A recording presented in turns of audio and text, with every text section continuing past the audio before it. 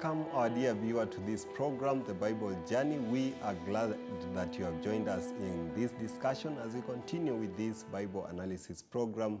And today, we remember in this season, we are actually looking at the book of Numbers, and we get into chapter 2. With me on set, of course, to help us analyze this program, this chapter, is our dear pastors, Pastor Peter Nyaga. Welcome, Pastor. Thank you so much, Ratamo. And we also have Pastor Dan Abuya. Welcome, Pastor. Glad to be on board. Thank you. Thank you. And finally, we also have Pastor Kabira Wakabira. Welcome, Pastor. Appreciate. Thank you. Thank you very much. Would you mind leading us in a word of prayer? Yeah. Our Lord in heaven, we thank you for the opportunity to be able to get into your word. We want to see how you are our captain, the one who will fight for us, even despite us being part of the military that you've set up. But at the same time, we ask that you may illuminate our minds to be able to understand what you have in store for this chapter. For we pray this in Jesus' name. Amen. Thank you very much. And of course, our dear viewer, remember that in chapter 1 of the book of Numbers, we looked at the census that was being conducted. God instructed that they should conduct a census to count male members of that society of Israel who are above the age of 20 years old and able to go and fight. So now in chapter 2, it's a military system and according to how they were to be arranged. So when we get right into chapter 2, I want to read the first 2 verses, then I'll come, my pastors, to comment on the same. Says from verse 1, "And the Lord spoke to Moses and Aaron, saying, Every one of the children of Israel shall camp by his own standard beside the emblems of his father's house. They shall camp some distance from the tabernacle of meeting." Then he begins, of course, on the how they were to camp. So let me begin this discussion by bringing in Pastor Dan Abuya to help us understand verse 1 and 2 and put the whole thing into context. Right. This is, I'd say, a continuation of chapter 1. You know, in the first episode, we were talking about the necessity of the census. But now you start appreciating it because there is no way you can do proper planning. You cannot have structure unless you know what you're dealing with. So now having numbered the people, they are known, you know. Moses has an idea. Then now it is easy to organize them in a proper structure so that you can be able to marshal, you know, the forces at need. Whenever you need to, whenever there is movement. Remember, they are moving. Yeah? So just imagine, how are you going to move? For those who have got young children, how do you move? What happens when your 5-year-old gets lost in a congregation of 2 million people? So what's happening here in this chapter, we are going to see the organization, just the sheer organization that calls for leadership. Now, verse 2 as mentioned, everybody is to camp besides the emblems of his father's house. The emblems, it's actually kind of something like a flag. You see, like a banner. And so everybody had a coat of arms. You know, every tribe had their coat of arms. So you will know, such that if you're camped by tribe, then by clan, then by family, now you see how efficient that is. Your kid, even if they get lost, everybody, your cousins, because now it's within your family or your clan, people will know your kid. It was a massive congregation. In fact, you know, the modern mind is not able to conceive how, in those times, you could be able to move with this massive number of people. It takes the United Nations, the whole world right now, to organize a simple refugee camp, handling how many people?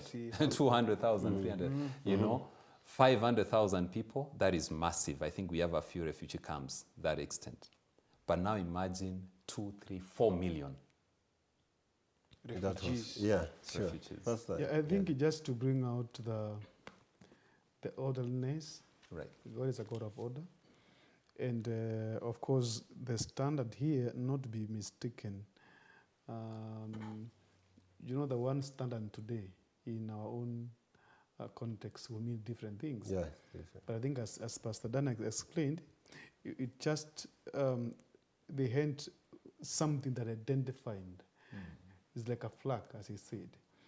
And I appreciate when, as somebody who has been involved in pathfinding, those who understand that language, when you go out for camping, that's when maybe you can start appreciating what was happening here.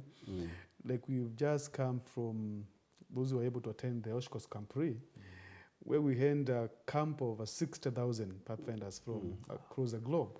And sometimes quite like a jargon there. You are talking about Pathfinder, maybe in a nutshell, Pathfinder, camping, and camporee for the other general viewers. Yeah, those understand. It's simply a meeting of young people who shares the faith of Adventist.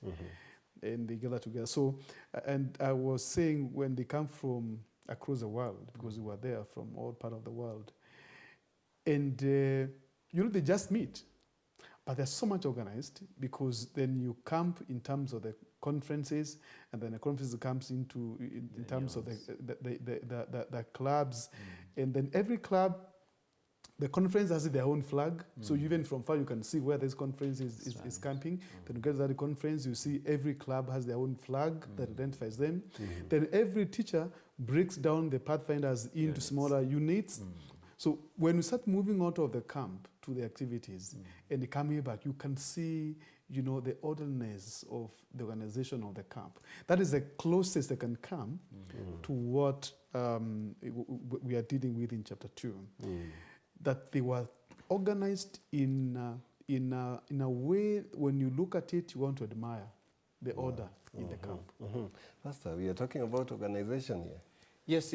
I want to add on a random thing that just happened. 12 tribes. That God is using the children of Jacob to represent the 12 tribes minus Levi. Was that by coincidence? Like if Levi was removed, how are they still 12? We know they were adopted. But I'm trying to imagine how, in the mind of Jacob, he may have just said, I'm adopting. He didn't know that this will be needed tomorrow. Yeah. I was just reading Genesis 48. I will still come back. When 48 verse 5, he says, and now your two sons, Ephraim and Manasseh, who were born to you in the land of Egypt, before I came up to you in Egypt, are mine. As Reuben and Simeon, they shall be mine. That randomness of that text is what I'm able to appreciate here. I was trying to imagine if they were, let's say, Levi is away, and so we have now 11 tribes. How would they have divided? So maybe one side will be more, one less. I know the 12 brings out the symmetry, 4 corners, 3, 3, 3. But I'm just trying to imagine how something that may have looked so random is so significant on this side that in a way I think is what God wants to do. I'm saying that because we've had the same issue we talked about last time about tribes. They may look random, but they can fulfill God's plan. We may talk about you are not meant to be here. I see, for example, the map of Kenya that goes and cuts out Kilimanjaro and continues like something like that may look random, but look at maybe what would happen if it was there or not there. So for me, even before I talk about the organization, I want to say it was God had already ordained this. That's right. Jacob may have seen like he was doing it as, being a benevolent father, appreciating. But God had already ordained this order long before that even people realize. So now by the time we get here, everybody is just falling in line.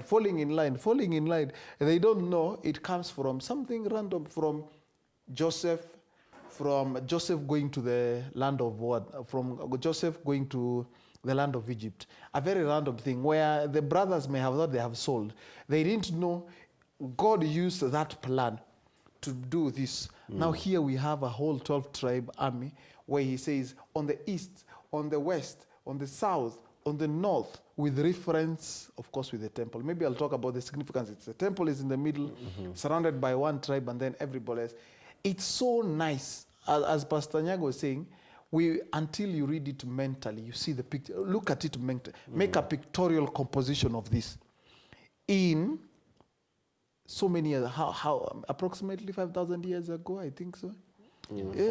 4,000 years. Now consider they didn't have the advantage of having the things we have. So they used the sun as their compass. That's why he says where the sun comes from. That's right. These are 2 million people.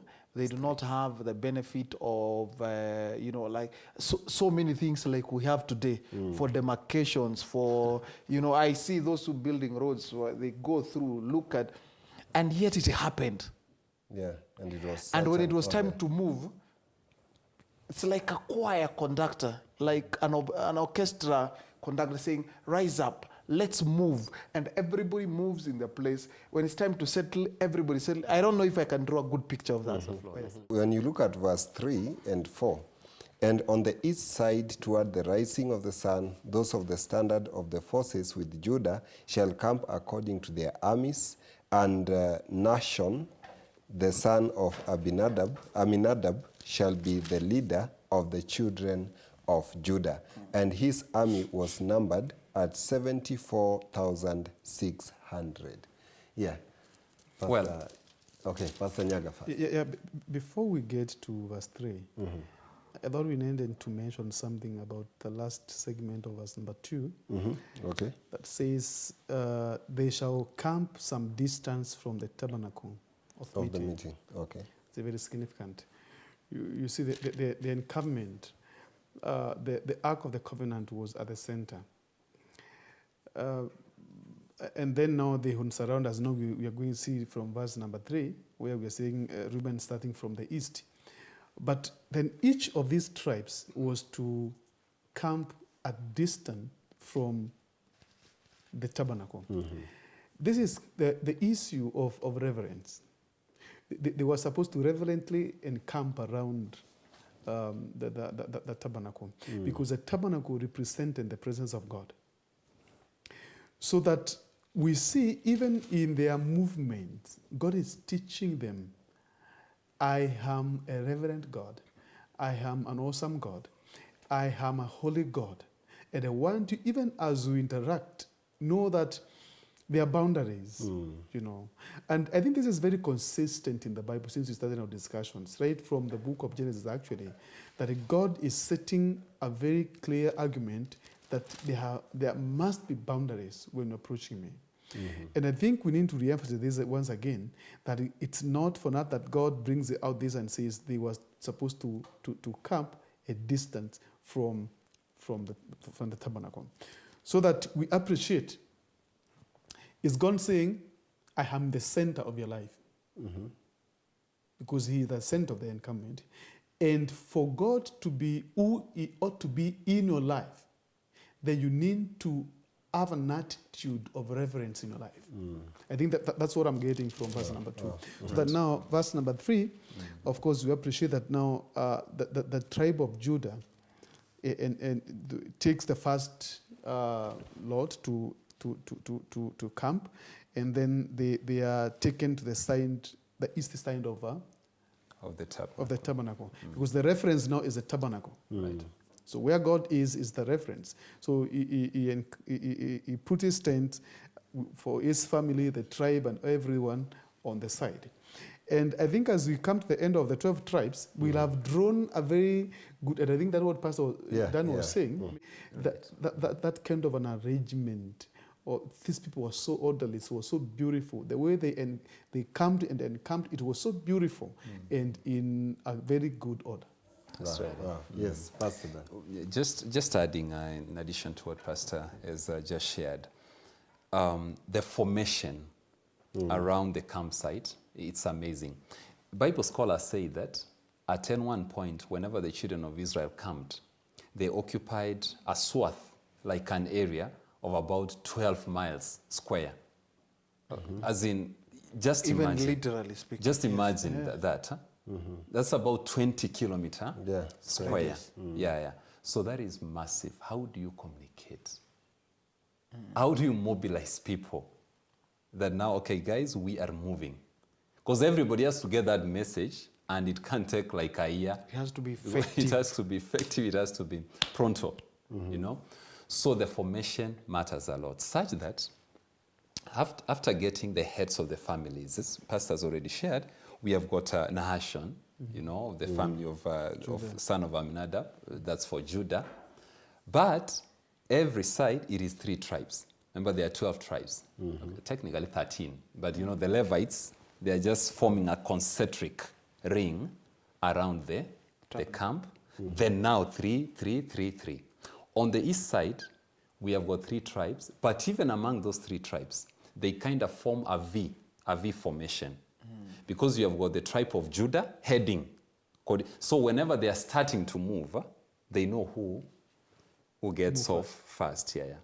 Then on the verse 5, it tells us we have got Issachar, you know, and then verse 7 tells us we have got Zebulun. So on the east side, we have got a V like this. So you have got Judah here, you have got Issachar, you have got Zebulun. That V formation. So it is very clear Judah leads this contingent. Yeah, that's what the Bible says, because when you read verse 9, all who were numbered according to their armies of the forces with Judah. Now Judah becomes the reference point on the eastern side. 186,400. This shall break camp first. So whenever you start that, now we are moving. It's them The eastern side starts, Judah, Issachar, Zebulun. The formation is so flawless, such that there is no confusion. The masses are too much. God is a God of order. So otherwise there will be such chaos, it would be a stampede. Just imagine people seeing the cloud rising up. So everybody is now Like, let's look for each other. yeah, kids are going to be stumbled upon. You're going to have a stampede, and So you really have to appreciate the kind of structure that God introduces here, and we will do well also to learn to be orderly, just like our God is. Yeah, that's okay. And also to appreciate that God recognizes this kind of leadership. Not only Judah, who is leading this team, but also even these other small leaders, like Issachar and Zebulun, they are being recognized by, he knows them, these are the leaders, and also people respect them. It's very, very important. Yeah, very important. Now, Pastor, all from verse 9, it's the southern, no, 10. Yes. The southern side. Just let me add something. The numbers here, they seem like a repetition. They are the actual numbers we saw, what we saw in chapter 1. Yeah? But of course, the point is it's helping us to get the formation and... Can I add on the numbers? I was trying to imagine the rearrangement of this. All right. It's really amazing. You know, chapter 1, we said these were how many, these were how many, these were how many. Right. It was a very random thing. Then here, God puts Judah, Issachar and Zebulun together. Then on the south, he will put Reuben and Simeon and Gad. Right. Like that. So you'll be like, what kind of randomness That's right. is this? So it's when I was looking that God actually now has added up the numbers. Right. So you can imagine if, as we were saying, in our tyranny of numbers, we'll have one side will have gone and one camp extends all the way to the end. Yeah. Then the others are fewer, 35 that you're just near here. So what God did, it's like, I was just trying to imagine, it was nice. He says it's like he tried to balance it out on his own randomness. The first side had, verse 9 says, all who were numbered according to the armies with the forces of Judah were 186,400. This side. Then on the other side, he puts 100 and where did it go? 116. Yes. Right. Who are numbered according to the armies with Reuben? 151,450. And then he goes to the other side. They say it's like in one way or the other, he's evened it out such that it doesn't look extreme on one end. And what I was trying to do actually here was if God had followed, like, so you are number 1, Reuben, 1, 2, 3, 4. 1, 2, 3, 4. You know, now 1, 2, 3, 1, 2, 3, 1, 2, 3.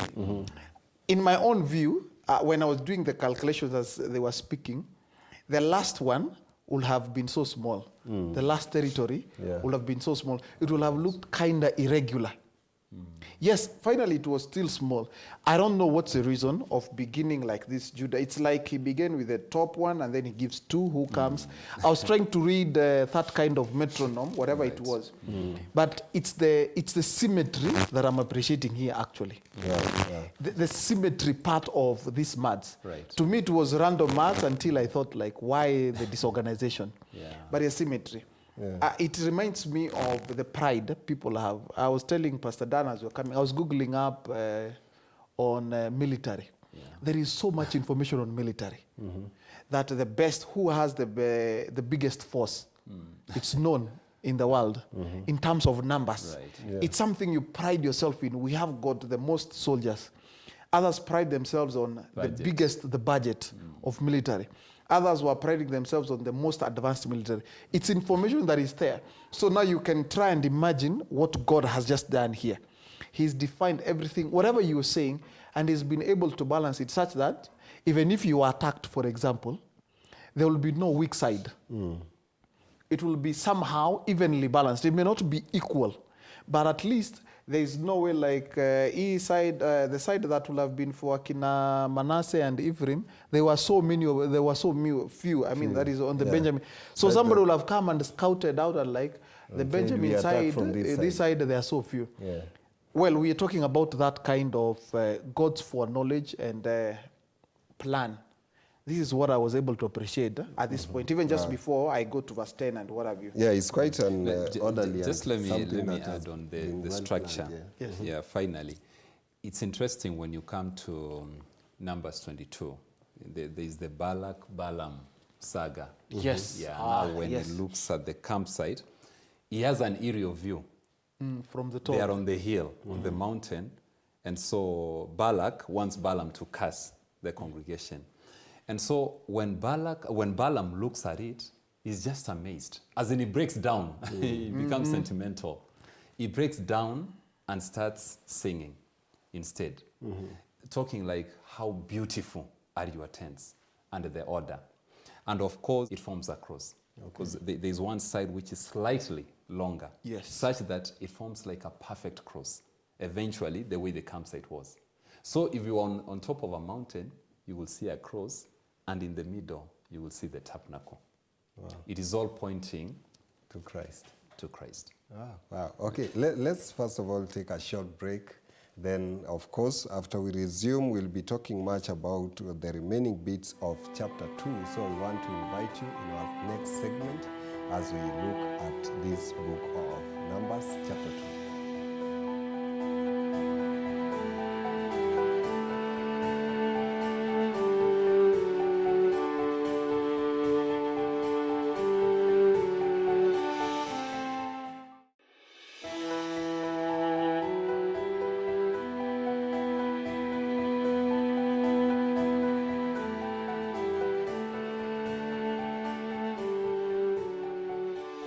Welcome back to this show, The Bible Journey, our second segment. And of course, we are still looking at the arrangement of the camp of the children of Israel.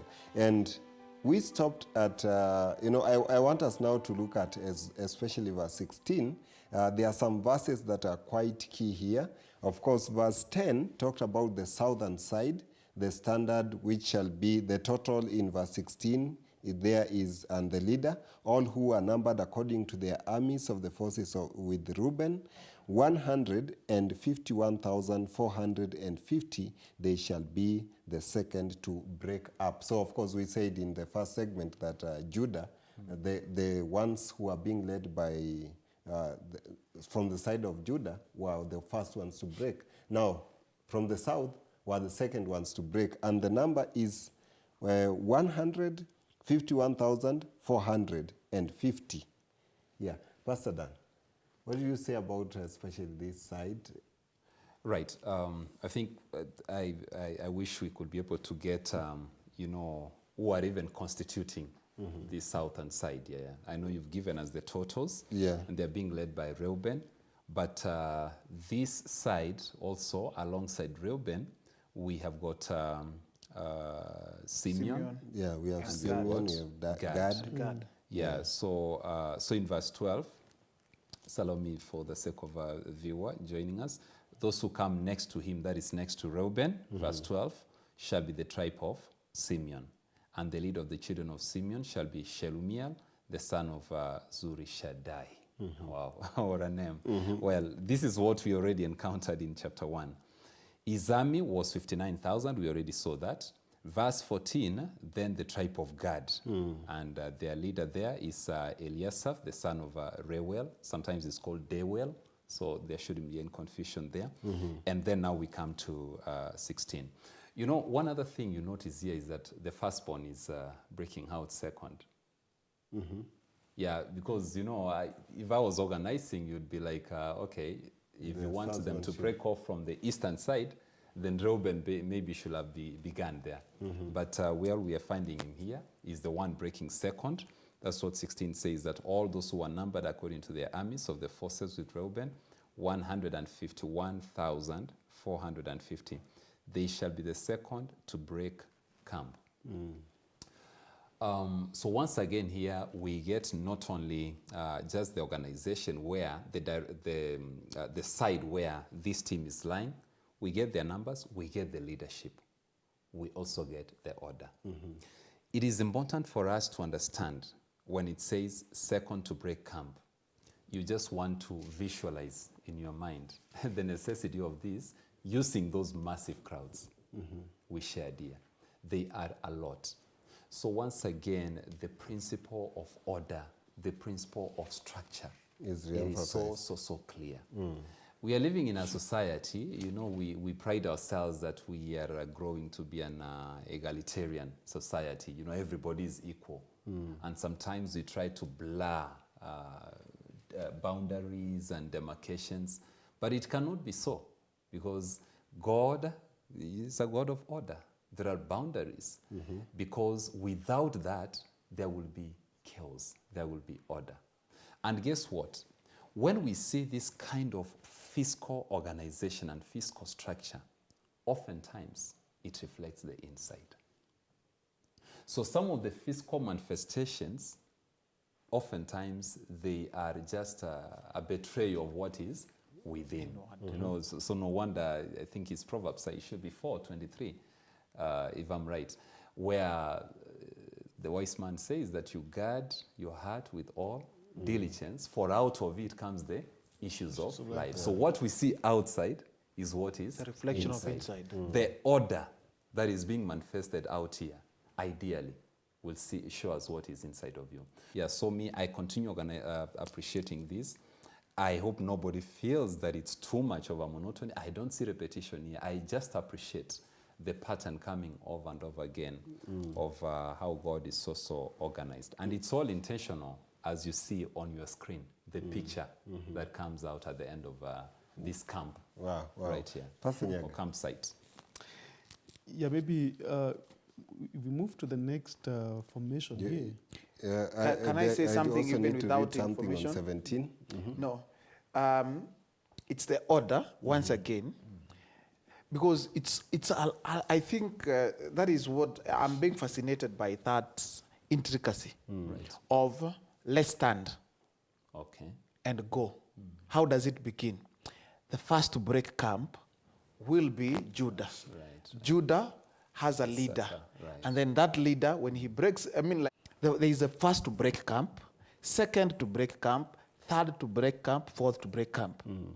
The first one has a leader, and even that leader has somebody who is receiving information from. Right. So it will be like, is it like a pack of cards? You know, like where it's called dominoes. You just make one fall and they just go tumbling. That's right. Look at that mental picture of how God has done it, such that if I see Nahashon rising up, then I know it's me who's next. You So I am already prepared. fall in line. You don't need to hear an announcement like, but I didn't know we are moving. You're like, if you saw the tribe of Dan moving, then it means you the one next to come. So in the end, it would look like a whole, something like somebody conducting, just by Moses saying, or rather the cloud moving. Left side. Now imagine the repercussions of what's happening. Look at it in mentally. Maybe we may not be able to draw it well. Maybe the graphics will do, but I don't think it will. First to break, second to break, third to break. The leader, for every group, it's told who is the leader.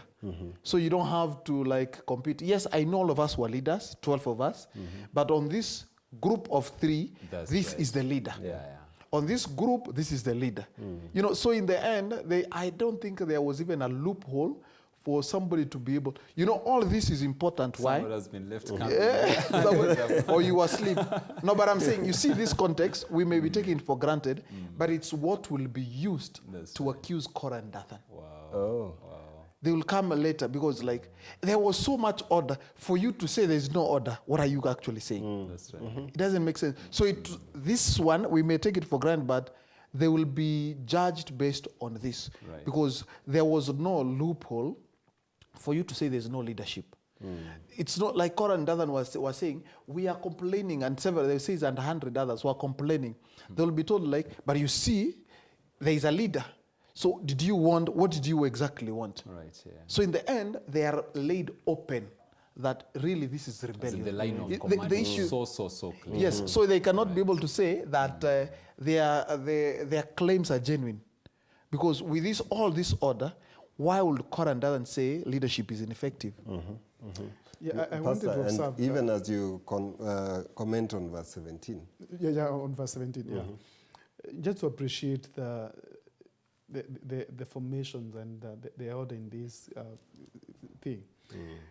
We are talking about then when they are breaking their tents and leaving, but even when they are pitching their tents, it's the same comes formation, away the same way. same order. Okay. So Reuben has to do it. Then after his team is finished doing that, the next Same, team, yeah. maybe we can use our set here. Let me illustrate it this way. So this, where Pastor Dan is seated, let's assume this is Reuben. No, this was in the second group. No. Dan is in the third group. Wherever. He's the leader in the last group. Yeah, go ahead. Just for example. So then if we arrive at this particular place, then he ought first to wait for the tabernacle. So this is the tabernacle. Was the tabernacle is pitched. Then he identifies the east end of that thing. And he goes there, he places his tent. Once he is done, then you there representing your tribe, you follow. And me on this other side, after you're done, I follow. I know. So after we are done, then now This other side. south. And when south, the same formation. Then when they are done, then we go to west. The same formation again. Then to north. So even when they are leaving again, it's the same thing. The tabernacle, the Ark of Covenant, first will be taken. Then the one who was the first to pitch the tent is the first again to break the tent. Then it follows in that kind of a formation. And you look at it, I think it's something you would want to maybe sit somewhere elevated to watch when they are camping and camping. It saw something so beautiful. But you see, especially so, Nick and Pastor Peter, when you are going to do this for 39 years, you don't want every other time you are doing like, is it random audio? Is it like audio select this like you are playing some random thing, who is speaking, so who will be first this time round. So, because they are going to do this, they'll be doing this for 39 years. By the way, do you know how many times they set off from camp? Chapter 33, when you read it, from verse 3. So from verse 3 down to verse 49, every verse is setting camp. As in it's a review it's pitching and unpitching. Yes. Because every verse there is like, they moved from, you know, From from this place here, to let's this. say verse 6, they moved from Succoth and camped at Etham. Verse 7, they moved from Etham and turned back to Pi-Hahiroth. Then so every verse, so if you remove 46 minus 3, that is about 43 times they have to. No, it starts from verse 3. Yeah, so I'm minusing 46. Now that is the last record last verse. that they come by the Jordan now from Beth Shemoth. That is now before moving over to crossing the river Jordan. Yeah? 49, yeah? Yeah, verse 49. So 49 minus 3, where the first they start, it's about at least about 50 times. In fact, verse 2 Yeah. says, Now Moses wrote down the starting point Yes. of their journeys Yeah. at the command of the Lord, and these are their journeys according to their starting points. Yeah, that's So right. it gives a very accurate Yeah, number of start, times. stop, No, start, how many stop, times. start. They camped and decamped. That's Yeah. right, yeah. And using the same formation, the same order. Otherwise, it will time be you very have to do chaotic. it. So there was Yeah. nothing that last time you were the first ones. Now, This time it starts. yeah, it is very. And by the way, Or you're too slow. you are too Harakisha, slow, guys. harakisha. Come on. Those guys are always slow, you know, Dan. So, and we can safely presume that this order cascaded down.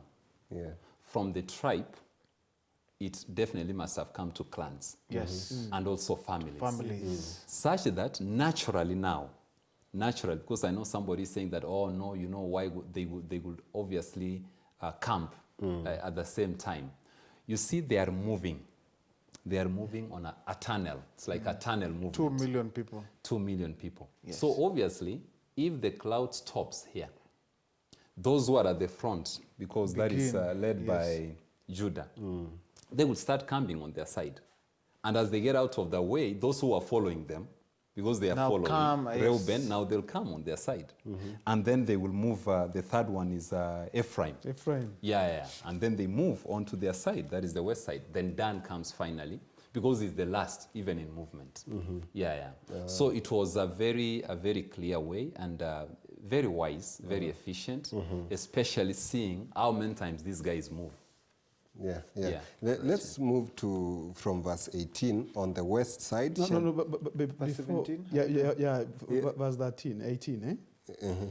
Yeah, verse 18. Okay, fine, You fine. commented on verse 17. Okay, fine, Yes, 18 says, On the west side shall be the standard of the forces with Ephraim according to their armies, and the leaders of the children of Israel shall be Elishama, the son of Ammihud. Yeah? And so on. Yes. Okay. Yeah, then verse 19. And his army was numbered at 40,500. Next to him comes the tribe of Manasseh, and the leader of the children of Manasseh shall be Gamaliel, the son of Pedazur. And his army was numbered at 32,200. Then comes the tribe of Benjamin, and the leader of the children of Benjamin shall be Abidan, the son of Gideoni, and his army was numbered at 35,400. Then verse 24, the total, and all who are numbered according to their armies of the forces with Ephraim, 8,100. They shall be the third to break up. Pastor. 17 and ending with 34. Yeah. You know, like it's in the middle. In the middle of two groups. The tabernacle of the meeting shall move out with the camp of the Levites in the middle of the camps as they camp. So they shall move out, everyone in his place. By it's like, of course, we've already said reference, but look again at how deliberate. It's just in the middle. After two groups, put here, and then another two groups in the end. This is the smallest. Can I say the smallest side of according to me, the least significant people. Manasseh, Manasseh, Ephraim, and Benjamin. Literally, you'll be like, okay, these are the, those other children. Can I say those other children where there was no much emphasis about? But now it makes sense when I remember Pastor Dan's analogy about making a perfect cross. Right. It's like the smallest group.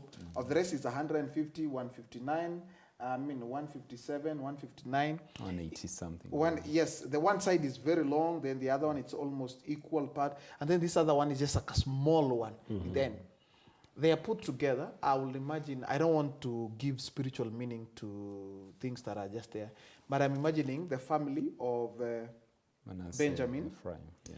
Manasseh, and Ephraim. These are brothers, of course. So I'm imagining it's even nice, like, so on the other hand, I'm even thinking like, God, so who would work best with each other? You stay together. That's right. You remember how Benjamin was treated? Was like a special one. Even people were like Joseph.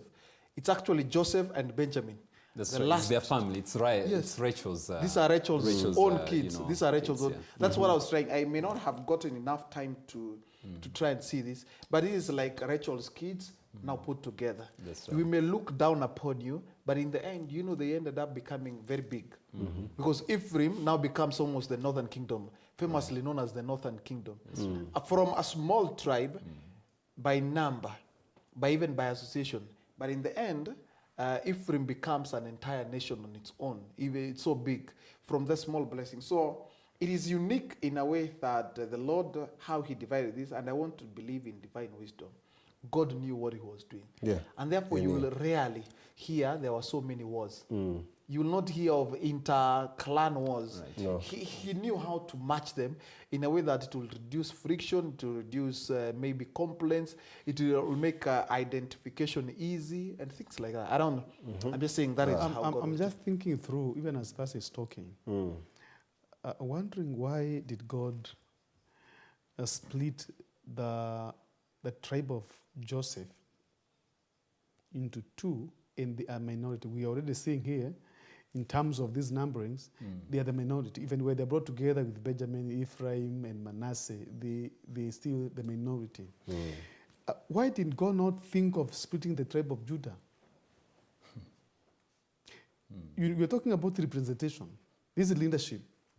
It would make sense if God split Judah into two to make the tribes 12, because they're not counting Levi.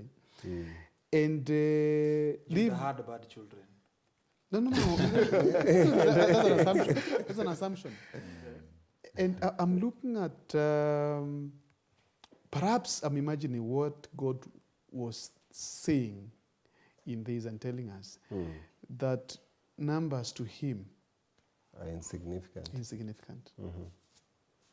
When it comes to the issues that matter in leadership, numbers are insignificant. The privileges of the office should be shared equitably, regardless of the numbers. That's what I'm learning from this kind of economy. Because then they would have felt disadvantaged if maybe only one person from their tribe would be picked. But God had to take Ephraim and Manasseh. This is just one person. Ephraim and Manasseh is one person. And of course, Benjamin, we appreciate Benjamin. So I'm also looking at it and again saying, I think it's talking to me as a pastor and as a leader of God's people. And it shouldn't talk to every other leader in our societies. So that, as we discussed previously in our last episode, I think God is still emphasizing that numbers don't matter, but equity Really matters. matters a lot. Now, quickly, we have to get a comment on verse 18 to 24 before we move to the last bit, because we haven't really commented on that. That's what 18 we've to done. That's what I've done. That's where we are. That's the smallest section. Oh, yeah. Maybe the Oh, last sure. now. That's where Verse we are. 25, 25 to 30, 31, yeah. 31, 25 to 31. The standard of the forces with Dan shall be on the north side, according to their armies, and the leader of the children of Dan shall be Ahizer, the son of Ammishaddai, and his army was numbered at 62,700. Those who camp next to him shall be the tribe of Asher, and the leader of the children of Asher shall be Pagiel, the son of Okran, and his army was numbered at 41,500. Then comes the tribe of Naphtali, and the leader of the children of Naphtali shall be Ahira, the son of Enan, and his army was numbered at 53,400. All who are numbered of the forces with Dan, 157,600. They shall break camp last with their standards. Yeah. Pastor Kabira? Oh, okay.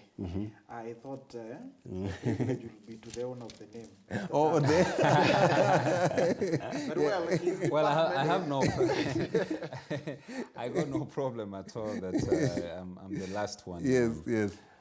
Breaking camp here, you know, because that means that the behind is covered. Yeah, you know, the cowards, on a light note, normally they'd want to be in the middle. Then you don't want to be in the front. So Neither in that you'll be the back. attacked first. Are you calling Ephraim? they are the smaller ones anyway. Let's cover them up. They're the younger ones. Yeah.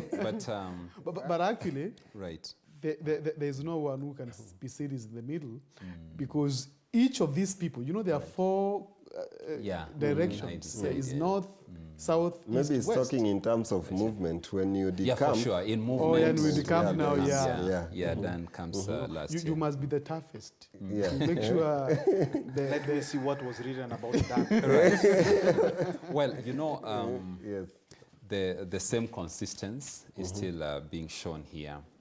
And Dan, of course, is leading out the brother Naphtali, and the other tribe is Asher. which one, yeah? Asher, Yeah, we have Asher. 7. Verse 27, right here, and Asher. Yeah, that's right here.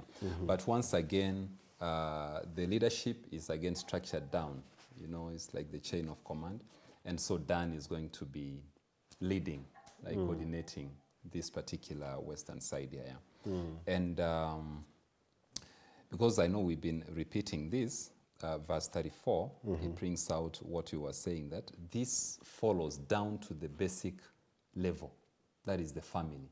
So we knew even the last family to pitch camp and also to set off, because there it says that the children of Israel did according to all that the Lord commanded Moses. So they camped by their standards, that is their tribes, and so they broke camp, each one by his family, according to their fathers' houses.